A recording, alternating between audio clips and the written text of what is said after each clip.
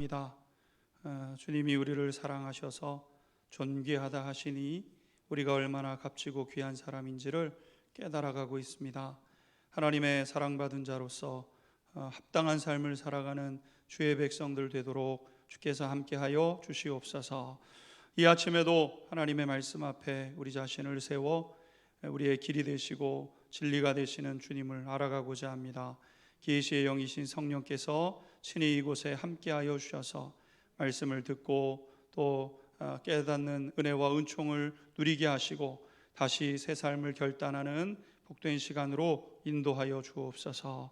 의탁드리며 사랑 많으신 예수님의 이름으로 기도하옵나이다. 아멘. 베드로전서 4장 12절에서 19절에 있는 말씀, 그리스도의 고난에 참여하는 것으로 즐거워하라. 그리스도의 고난에 참여하는 것으로 즐거워하라 제목입니다. 우리는 우리에게 다가오는 고난을 어떻게 해석할 것인가, 그리고 또 어떻게 이겨가고 그 고난이 복되게 할 것인가를 베드로전서를 통해서 배워가고 있습니다. 베드로전서도 우리가 이제 끝부분으로 이제 가고 있는데요, 우리의 삶 가운데 다가오는 고난을 잘 해석하셔서 복된 삶으로 나아가는 우리 모든 성도님들이 되시기를 주님의 이름으로 축복합니다. 어린 시절 많이 우리 자녀들에게 들려주는 동화 이야기 가운데 개미와 배짱이라는 이야기가 있습니다. 개미와 배짱이는 같은 마을에 살고 있었죠. 화창한 봄이 되니까 개미들은 열심히 나가서 일을 하게 됩니다. 집 주변을 정비하고 먹을 것이 어디 있는가 차곡차곡 주워오게 되지요. 반면에 배짱이는 왜 이렇게 놀기 좋은 화창한 날 그렇게 힘들게 땀 흘려 일을 하는지 모르겠다라고 하면서 먹을 것이 이렇게 많고 이렇게 좋은 날 힘도 있겠다, 왜 저렇게 고생하는지 모르겠다고 하면서 기타를 치고 화창한 날을 즐기게 되었던 것이죠. 이러한 모습은 여름이 가고 가을이 되도록 변함이 없었습니다. 시간이 갈수록 둘 다 시간이 아깝다고 하면서 한편에서는 겨울 준비로 더 박차를 가하게 되고, 다른 한편에서는 이제 얼마 남지 않은 시간인 것 같은데 더 즐겨야 되겠다, 이렇게 최후의 시간까지 즐기기 위해서 온 힘을 다했다는 것 아니겠습니까? 그러다가 금세 겨울이 찾아오게 되었습니다. 1년 내내 수고했던 개미는 따뜻한 집에서 평안하게 겨울을 맞이하게 된 반면에 배짱이는 추위에 떨어야 했고 결국 부끄러움도 감수하고 개미의 집에 찾아가서 도움을 구하게 되었다는 내용입니다. 이 이야기는 현실의 즐거움만 생각하다가 미래를 준비하지 않은 어리석은 행동에 대해서 비유로 우리에게 들려주는 것이죠. 사람은 누구든지 미래를 준비해야 한다는 이 사실에 동의합니다. 왜냐하면 젊음이 오랫동안 지속되는 것이 아니기 때문에 매일 그냥 계속 젊음이 있다 항상 젊은 게 아니지 않습니까? 어느덧 보게 되면 중년, 어느덧 장년, 노년에 그냥 이렇게 세월이 얼마나 빠르게 흐르는지 지나가게 되는 것이죠. 또 능력도 항상 있는 것이 아닙니다. 벌이가 항상 있는 것도 아니고 또 늘 보장된 직장을 다니는 그런 것도 아니죠. 미래의 어느 시점에 있게 되면은 어려움이 찾아오게 될 것이고 또 불편함이 있다는 것을 알기 때문에 그것을 대비하고 또 준비하게 되는 것입니다. 이를 위해서 또 저축 아껴서 하게 되고, 또 투자할 일이 있으면 신중하게 또 투자하게 되고, 또 보험이나 이런 이 노후에 그런 우리의 삶을 보장해 줄 수 있는 것에 가입해서 노후를 준비하게 되죠. 당연한 사실입니다. 준비를 잘 하셔야 됩니다. 준비하지 않으면 나중이 괴로운 것 아니겠습니까? 기회 있을 때, 힘이 있을 때 잘 준비하면 노후가 나중이 편안하게 되는 것이죠. 그런데 이처럼 미래를 대비하는 일은 현재 누리고 있고 또 누릴 수 있는 일들을 대부분 절제하고 또 혹은 포기할 때 가능해진다는 것이죠. 오늘 여기에서 누릴 거 다 누리면서 미래도 준비할 수 있으면 여러분 그것보다 더 좋은 것이 어디 있겠습니까? 그러나 대부분은 오늘 할 일을 절제하고 누리고 싶은 것도 조금 내려놓고 또 하고 싶은 일들도 어떤 때는 포기해야 되는 때도 있는 것이죠. 미래를 위해서 이거는 내가 포기해야 되겠다. 다른 사람들은 다 그것을 누리면서 사는지 모르지만 나는 그것을 내려놓고 포기해야 되겠다. 이렇게 해야 되는 일들도 있는 것이죠. 여러분, 이러한 삶은 영적인 삶에도 동일한 것이라고 성경은 우리에게 누차 말씀해 주고 있습니다. 영적인 삶, 영생의 삶도 잘 준비하셔야 된다는 것입니다. 죽은 후에 어떻게 되겠지? 여러분, 죽은 후에 어떻게 되겠습니까? 여러분, 어떻게 되는 일이 없습니다. 여러분, 나이 들어서 늙으면 어떻게 되겠지? 여러분, 어떻게 되는 일이 있습니까? 되는 일이 없어요. 준비를 해야 됩니다. 이런저런 모습으로 어디에 중점을 두고 어떻게 할지, 오늘 누리는 것들을 조금 절약하고 아끼고 또 수고하면서 조금 더 일하면서 여러분 미래를 준비하고 또 대비해야 되는 것과 마찬가지로 죽은 후에 어떻게 되겠지? 여러분, 죽은 후에 어떻게 되겠습니까? 되는 게 없어요. 준비된 대로 아니겠습니까? 심은 대로 거두고 행한 대로 받는 것입니다. 구원은 은혜로 받지만 하나님이 주시는 상급과 보상은 하나님 앞에 심은 대로 우리가 믿음을 가지고 하나님 앞에 우리가 나아간 대로 하나님께서 복 주시고 은혜 주시는 것이죠. 이제 베드로 사도는 우리 그리스도인들이 어떻게 영광스러운 나라를 준비해야 되는가에 대해서 이제 말씀해 가고 있습니다. 이제 성도들을 향하여 계속해서 고난 중에 있는 성도들을 일으켜 세우고 용기를 주는 이 그 끝에 베드로 사도의 가르침을 배워가려고 합니다.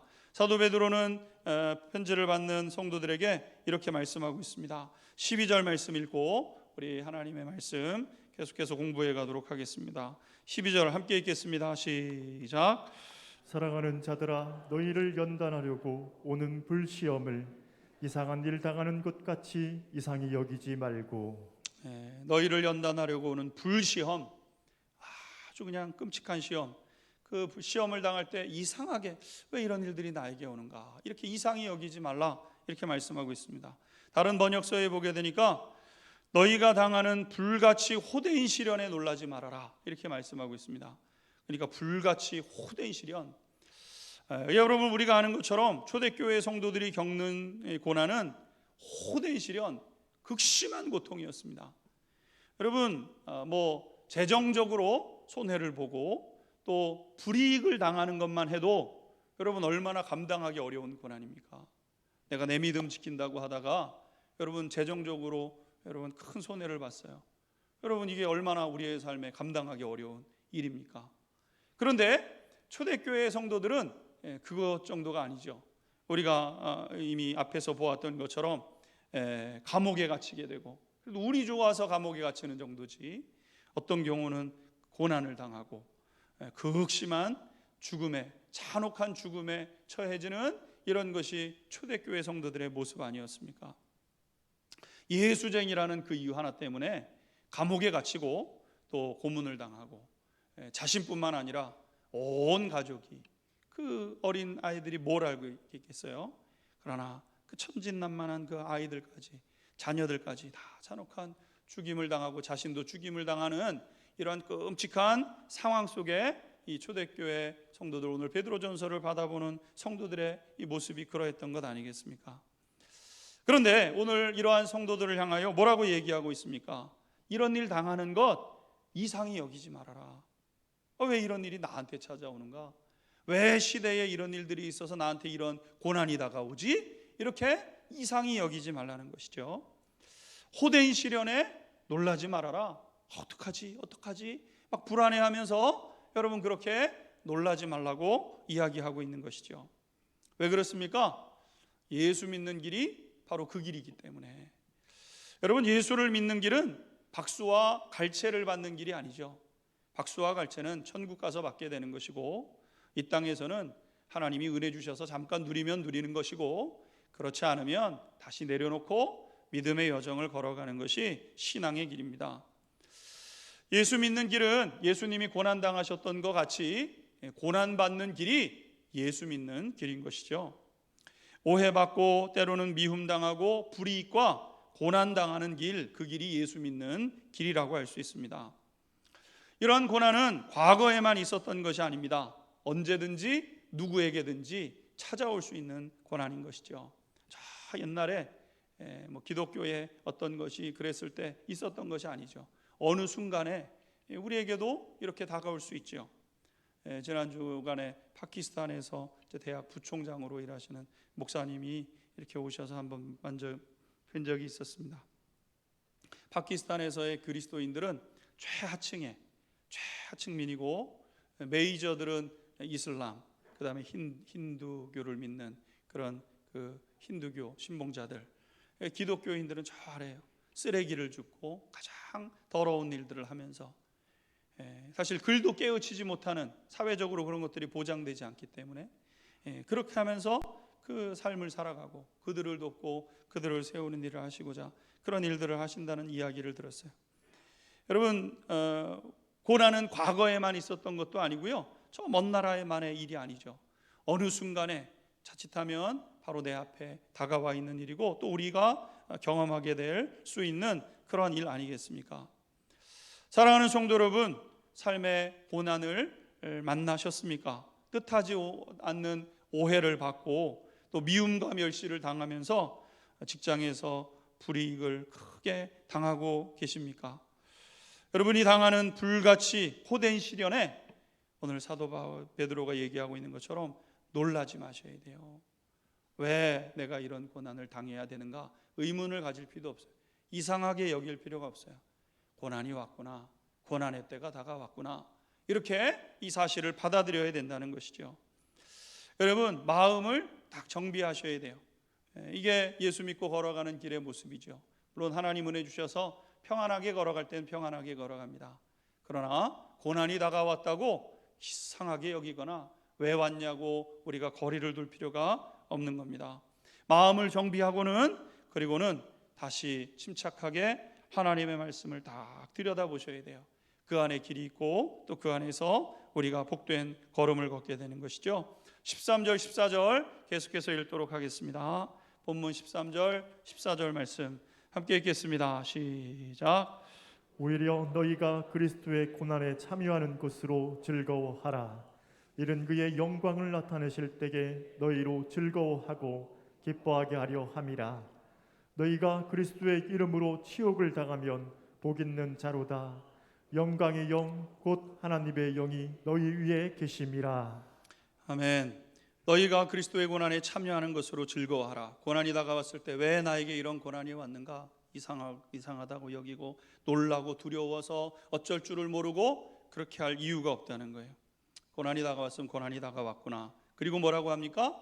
그리스도의 고난에 드디어 참여할 수 있구나. 그래서 그것을 기쁨으로, 기대로 삼으라는 것이죠.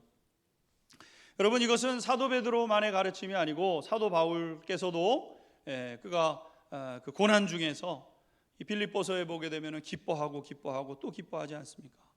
고난 중에 있을 때 이 고난을 하나님이 어떻게 바꾸실 것인가, 하나님을 기대하는 시간으로, 내가 지금 괴로움을 당하지만 이것이 변하여서 어떤 복이 될 것인지에 대해서 기대하는 마음으로 여러분 그 고난을 맞이하라는 거예요.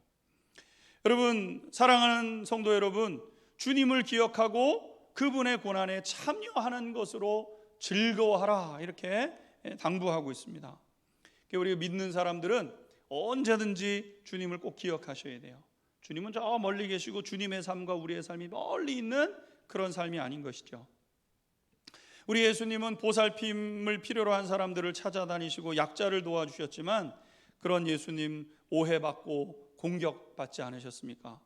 비난받으셨고 외면당하셨고 배신당하셨습니다. 저도 목회를 하다 보면은요, 이렇게 제자 훈련하고 또 성도님들과 같이 가까이서 친밀히 그분의 신앙을 알고 그분이 신앙적으로 어떻게 걸어왔는지를 제가 이렇게 듣고 참 이분 참 신실한 분이구나, 여러분 이렇게 생각을 했다가도 여러분 이렇게 큰 고초를 겪었던 일들이 몇 번 있었습니다. 잠을 못 자고 여러분 교회 그분이 가져올 그런 그 나쁜 영향력들이 공동체 안에 어떻게 영향을 미칠까, 막 이런 것들에 대한 그런 그 마음으로 밤새 하나님 앞에 기도하게 되고, 여러분 이런 시간들을 가졌어요. 여러분, 이 고난이라는 것은 나의 의지와는 상관이 없는 것 아니겠습니까? 여러분, 예수님은 아무런 죄가 없으셨어요. 마태, 마가, 누가, 요한 한 사람의 증언으로는 온전하지 않지만 두세 사람의 증언이 일치하면은 여러분 그것은 참인데, 그것은 진실인데, 여러분 제자들이 예수님에 대해서 이렇게 증언을 하는 모든 내용을 보면 다 똑같잖아요. 괴로움 당하는 자, 소외된 사람들, 어떤 사람은 문둥병이 걸려서 다 멀리하고 터부시할 때 예수님께서는 그 사람의 몸에 손을 대고 그를 고쳐주시는 그런 분이 예수님 아니셨습니까? 예수님 얼마나 선하신 분인지 몰라요. 그래서 어떤 사람들이 예수님을 찾아와서 선한 선생님이요, 이렇게 예수님께 물었어요. 선하게 살아가는 것은 모든 사람들이 다 알고 있는 사실이었죠. 그러나 여러분, 그런 주님도 고난을 당하셨습니다. 여러분, 우리가 왜 고난을 받지 않겠습니까? 우리에게도 당연히 고난이 다가오는 것이죠. 주님은 죄악이 가득한 이 땅에 얼마나 고난이 가득하고 또 얼마나 고난이 가까이 있는지를 분명하게 보여주신 분이셨던 거죠. 여러분, 그래서 내가 착하게 살고 조심해서 산다고 고난이 피해가는 것이 아닙니다. 내가 착하게만 살면 여러분, 그러면 고난이 안 오는가? 그렇지 않아요. 그러니까 고난이 다가왔을 때 어떤 분들은 그럼 내가 죄가 있어서 고난이 다가왔는가? 물론 한 번은 살펴보셔야 됩니다.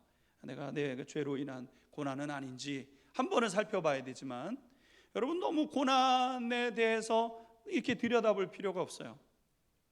고난이라는 것은 어느 순간에 우리 가운데 찾아오는 것이죠. 여러분, 말씀대로 살아도 고난이 찾아오는 것 아니겠습니까? 또 우리 예수님이 우리와는 다른 초인이셨기 때문에 예수님은 그럼 고난을 감당하셨는가? 나는 고난 감당 못합니다. 예수님이니까 고난 감당하셨던 거지. 비난받고 오해받고 배신당하시고 그 예수님이시니까 그러셨지, 나는 그런 고난은 내가 당할 수가 없습니다. 여러분, 이렇게 생각할 수 있습니까? 아니라는 거죠. 우리 예수님도 우리처럼 굶주리셨던 분이고, 불의한 일을 보시면은 화를 내셨던 분이셨고, 그리고 애통한 일을 보게 되면은 마음 아파하시면서 눈물을 흘리시면서 우리와 똑같은 분이셨잖아요. 피곤하시니까 주무시고, 여러분 배고프시니까 드셔야 되고, 여러분 그러셨던 분 아니겠습니까? 그런데 주님에게는 있었는데 우리는 없는, 주님은 꽉 붙잡으셨는데 우리는 붙잡지 않는 그 무엇이 있었다는 것이죠. 예수님은 우리와 똑같은 분이셨는데 예수님이 그 길을 걸어내셨던 것은 예수님이 꽉 붙잡으셨던 것이 있었기 때문이죠. 그것이 무엇이냐면 믿음입니다. 믿음. 주님의 믿음은 두 가지였는데, 하나는 성부 하나님께서 나와 늘 함께 하신다는 믿음. 여러분, 하나님께서 우리와 늘 함께 하시는 줄로 믿습니다. 그 증표가 뭐예요? 예수 그리스도의 초림이에요. 임마누엘, 하나님 멀리 계시잖아요. 우리 성도님들과 늘 함께 하십니다.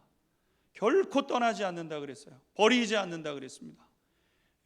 우리가 하나님의 손을 놓는 적이 있어도 하나님은 우리의 손을 놓지 않으세요. 꽉 붙잡으세요. 여러분, 하나님이 우리와 함께 하세요. 고난의 길을 갈 때도요.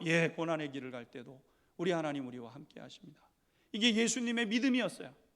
고난이 다가왔을 때 왜 고난이 다가왔는가 하지 않았어요.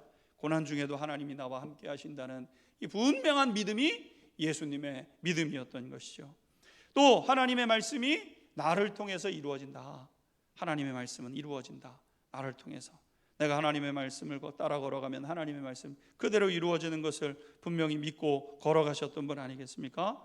그래서 최후의 만찬 석상에서 예수님께서 이렇게 말씀하셨어요. 마태복음 26장 24절 말씀을 보시면 이러합니다. 같이 한번 읽겠습니다. 시작. 인자는 자기에게 대하여 기록된 대로 가거니와. 제자들과 만찬을 벌이시면서 제자들에게 말씀하셨어요. 나는 하나님께서 그 선지자들이 기록한 대로, 선지자들이 예언한 대로 나는 간다, 죽는다, 이렇게 말씀하셨어요. 말씀대로 살 뿐만 아니라 말씀대로 죽을 것을 예수님은 알고 계셨어요. 죽음이 올 때 막 거부하고 거절하고 밀쳐내고 이러지 않았어요. 말씀대로라면 죽음도 맞이하겠다. 말씀 속에서 그 손에 감수하겠다. 그냥 그거를 받아들이기로 결정하신 거죠. 말씀이기 때문에, 하나님이 나에게 뜻하신 것이기 때문에 기꺼이 그것을 내가 받아들이겠다. 예레미야서에 보면 레갑 자손들처럼 여러분 그냥 그걸 감당해내기로 결정한 거예요. 여러분 말씀대로 살기도 하고 말씀대로 죽기도 할 것이다. 여러분 하나님이 복 주셔서 말씀대로 복이 임해요. 복도 받아요. 그러나 여러분 하나님의 말씀 때문에 고난 받는 경우도 있어요. 고난도 받아들이는 거예요. 복도 받고 화도 받고 하나님의 뜻이라면 그것을 받아들이기로 결정하신 것이 예수님의 믿음 아니겠습니까? 예수님의 믿음. 여러분 그런데 우리가 잘 아는 것처럼 이러한 믿음이 놀라운 삶의 능력이 되게 된 것 아니겠습니까? 부활의 능력으로 나타났어요. 죽기까지 십자가에서 죽으셔서 다 끝났지만, 지난주에도 우리가 부활주일에서 살펴봤지만 하나님이 그 예수님을 일으키시는 것처럼 여러분 우리의 삶에 하나님의 역사의 손길은 이와 같이 나타나는 것 아니겠습니까? 사랑하는 우리 안양중앙성결교회 가족 여러분, 저와 우리 성도님들에게도 예수님의 이 믿음, 예수님이 이 믿음을 꽉 붙잡고 믿음의 여정을 걸어가셨던 것처럼 저와 우리 사랑하는 성도님들도 주님이 붙잡으셨던 이 굳센 믿음을 가지고 믿음의 여정을 복되게 걸어가는 은혜가 있게 되기를 주님의 이름으로 축원합니다. 여러분 이 믿음이 있으면 우리의 삶이 함몰되지 않아요. 여러분 고난 때문에 우리가 무너질 때가 너무나도 많잖아요. 고난이 다가오면 다투고 싸우고 있는 것도 다 잃어버립니다. 무슨 일들로 인해서 경제적으로 큰 손해가 오게 되면 가정에 분란이 일어나고 고난이 다가와서 여러분 인생이 허물어져요. 그러나 여러분 믿음을 가지고 있는 사람들은요 고난이 다가와도 함몰되지 않습니다. 기대합시다. 무슨 뜻이 있겠죠? 하나님이 계획하신 것이 있겠죠? 여러분 그 믿음을 가지고 그것을 헤쳐나가는 은혜가 임하게 되는 것이죠. 그래서 고난당할 때 고난의 문제보다 더 중요한 것은 고난을 이겨낼 것이라는 믿음을 갖는 거예요. 여러분 고난을 반드시 이겨낼 것이라는 사실을 우리 성도님들이 신뢰할 수 있게 되기를 주님의 이름으로 축원합니다. 우리가 이기는 게 아니에요. 내가 이기는 게 아닙니다. 하나님이 이기도록 도와주실 것이죠. 나는 이길 힘이 없죠. 여러분 우리 같은 성정을 가지고 있고 우리같이 인격에 또 신앙에 부족함이 많은 사람들이 어떻게 시련을 이겨내겠습니까? 하나님이 도와주신다는 거예요. 고난은 지나가게 될 것이고 그 고난 속에서도 반드시 복되게 하실 것이라는 믿음. 그래서 고난보다 더 큰 하나님의 사랑을 확신하는 거예요. 고난이 있지만 더 큰 하나님의 사랑. 여러분 이럴 때 고난이 복으로 바뀌어지게 되는 것이죠. 나는 우리 안양중앙성결교회 모든 성도님들마다 고난을 복으로 바꿔내는 우리 성도님들이 되시기를 주님의 이름으로 축원합니다. 하나님은 시련을 통해서 연단을 통해서 우리를 훈련시켜가는 거예요. 마치 오곡백과가 뜨거운 햇살을 지나가면서 무르익는 것처럼 여러분 우리가 맛있게 먹는 과일들이 어떻게 익습니까? 어떻게 곡식들이 어떻게 익습니까? 뜨거운 태양볕을 지나가는 것처럼 성도도요 고난이라는 문제집을 풀어가면서 성숙해져 가게 됩니다. 여러분 자녀들에게 문제를 풀려고 하면 골탕을 먹이려고 하는 것이 아니라 그것을 풀어가면서 지적인 이해 능력이 나타나고 문제를 어떻게 풀어가는지를 배워가는 것처럼 여러분 우리가 어제 예수님 믿고 오늘 예수님 닮은 게 아니에요. 예수님을 닮아가는 과정은 고난이라는 시간들을 통과하면서 예수님 어떻게 고난을 지나가셨는가 보고 예수님 이렇게 지나가셨지, 그리고 예수님 따라가고 또 고난이라는 문제가 다가왔을 때 그 고난이라는 문제를 가슴에 품고 하나하나 풀어가면서 그러면서 예수님 닮아가는 삶. 여러분 그래서 성도는 고난이라는 문제집을 풀어가면서 성숙해지는 겁니다. 그래서 하나님이 고난을 또 허락하시는 거예요. 고난을 통해서만 성숙해지니까. 고난 없이는 인격의 성숙은 없습니다. 고난 없이는 신앙의 부요함이 있을 수 없어요. 고난을 지나가면서 내가 하나님 붙잡고 하나님을 경험하고 하나님을 알아가면서 내 신앙이 자라나고 내 성품이 예수님을 닮아가는 모습으로 세워지게 되는 것이죠. 우리는 어린 자녀들이 열심히 노력하지 않으면 언젠가 후회하는 날이 온다는 것을 알고 다그치고 그리고 야단을 칩니다.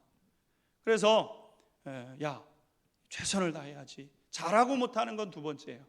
잘하면 좋지만 못해도 최선을 다해야죠. 왜? 최선을 다하는 삶이 내 몸에 배어야 여러분 그 다음에 어떤 일들을 만날 때 최선으로 해서 최선의 삶을 만들어내는 것이죠. 여러분 이렇게 최선을 다하라고 자녀들을 양육하게 되는데 자녀가 이 사실을 받아들여요. 그래서 놀 수 있는데 놀지 않고 잘 수 있는데 자지 않고 자기에게 주어진 시간에 최선을 다해서 공부를 하면서 열심히 어린 자녀들이 여러분 자기의 삶을 그렇게 아름답게 가꿔요. 그런 자녀들이 있어요.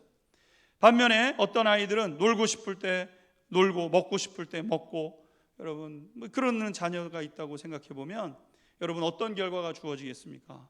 언젠가는 후회하는 날이 반드시 오게 돼 있습니다. 여러분 우리가 그것을 사회 경험을 많이 할수록 여러분 우리가 그것을 아는 것 아니겠습니까? 여러분 최선을 다하지 않고 행복하게 살아가는 방법이 있는가? 여러분 최선을 다하지 않고는 행복하게 살아갈 방법이 없어요. 최선을 다하셔야 됩니다. 가정에서도요 최선을. 결혼했으니까 여러분 결혼하면 남자와 여자가 딱 만나서 결혼을 하게 되면 그때부터 행복 시작입니까? 아니잖아요. 여러분 그때부터 이제부터는 행복을 만들어가는 것이죠. 뭘 통해서? 행복을 통해서 서로를 배려하고 당신 뭐 먹고 싶어? 당신은 뭐 먹고 싶어요? 이래야 행복이 찾아오는 것이지. 당신 나는 설렁탕 먹을 거야. 당신은 저는 김치찌개요. 그냥 설렁탕 먹어. 여러분 행복할 수가 없어요. 여러분 누가 그런 가정에서 행복할 수 있습니까? 우리에게 주어진 환경 속에서 최선을 다하고 내게 맡겨주신 가정이기에 내게 맡겨주신 사람들이기에 최선을 다해서 돌아볼 때 거기에 행복의 시간들이 찾아오게 되는 것이죠. 저절로 행복이 찾아오지 않습니다. 어떻게 행복해지지 않습니다. 최선을 다하셔야 가정에 내 삶에 신앙에 최선을 다해야 여러분 거기에 어떤 결과가 나타나게 되는 것이죠. 최선을 다하는 것이 여러분 행복으로 가는 삶의 모습이에요. 행복이란 최선을 다하는 사람의 몫이고 잘되고 잘못되고는 그 다음에 문제예요. 그 다음에 문제. 최선을 다했는데도 안 되는가? 최선을 다해도 안 되는 때가 있는지 모르지만은요. 최선이 내 삶의 습관이 되면은요. 그 다음에 최선의 결과들이 내 삶에 다가오게 되어 있는 것이죠. 바라기는 하나님 앞에서 하나님이 우리 성도님들에게 고난이라는 문제를 던져줄 때 그 고난을 회피하고 그 고난이 왜 내게 왔는가 이상히 여기는 그런 태도가 아니라 고난을 내 삶에 끌어안고 예수님이 걸어가셨던 그 길대로 따라 걸어가기로 결정하셔서 복된 삶을 만들어내시고 감당해가는 우리 성도님들이 되시기를 주님의 이름으로 축원합니다. 이 문제는 공동체 안에서도 분명해진다 그랬습니다. 그래서 17절 말씀을 보시면 이렇게 되어 있습니다. 하나님의 집에서 심판을 시작할 때가 되었나니 이렇게 말씀하고 있어요. 여기서의 하나님의 집은 구약시대의 성소 그리고 오늘 신약시대에는 교회입니다. 여러분 교회에서도요 하나님의 심판이 신앙 공동체 교회 안에서도 이루어진다는 거예요. 여러분 우리는 다 믿음이 있어서 오늘 이 아침에 나왔지만 여러분들의 우리의 믿음이 진짜인지 가짜인지 하나님이 달아보시는 때가 있다는 거예요. 믿음을 가지고 다 우리가 신앙생활을 하지만 내 믿음이 진짜인지 아닌지 여러분 믿음이 진짜인지 가짜인지 분별하시는데 그 도구가 뭐냐 하면은 고난이라는 겁니다. 고난이 딱 오는 순간에 내 믿음이 진짜인지 가짜인지가 딱 분별이 되게 되는 것이죠. 양과 염소를 나누는 것처럼 알곡과 쭉정이를 구별해내는 것처럼 하나님께서 키질을 하면 알곡과 쭉정이가 딱 드러나지 않습니까? 고난이 다가오게 되면 그 믿음이 진짜인지 가짜인지가 드러나는 거예요. 믿음처럼 보이는 것으로는 하나님이 주신 구원 영생에 이르지 못하게 됩니다. 오직 참된 믿음, 진짜 믿음만이 영원한 생명을 얻게 하는 유일한 도구인 것이죠. 저한테 열쇠가 있습니다. 제 방을 들고 들어가는 열쇠가 이렇게 있는데 여러분 열쇠들이 다 비슷하다고 자물쇠를 여는 것이 아니잖아요. 비슷해 보인다고 해가지고 갖다 끼고 돌리면 열려집니까? 그러지 않아요.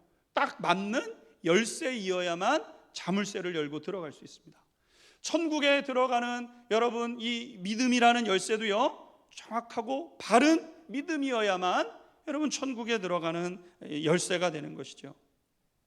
믿음처럼 보이는 것으로는 결코 구원에 이를 수 없습니다.